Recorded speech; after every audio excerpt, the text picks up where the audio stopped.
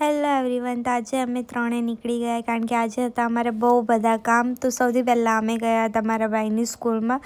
તેને જવાનું હતું પિકનિક, તો એના માટે ત્યાં અમે એની ફીસ પે કરી. પછી અમે નીકળી ગયા નર્સરીમાં જવા માટે, બિકોઝ તે વચ્ચે જ આવે છે. અને જે લોકો મને બહુ ક્યારથી ફોલો કરે છે એમને ખબર જ છે કે મારી મમ્મીને ફૂલનો કેટલો બધો શોખ છે. ત્યાંથી અમે બેંકમાં ગયા હતા અને બેંકથી અમે લોકો ગયા બહુમાળી, કારણ કે મારી બેનને બહુ બધું કામ હતું.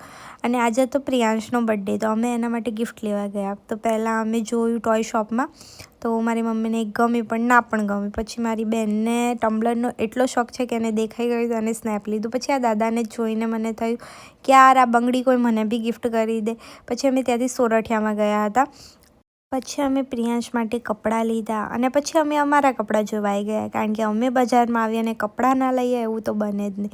તો પછી ત્યાંથી અમે લોકો આવી ગયા ઘરે. તો મારું ડોટ એન્ડ કીનું પાર્સલ આવ્યું હતું જે કોલેબનું હતું.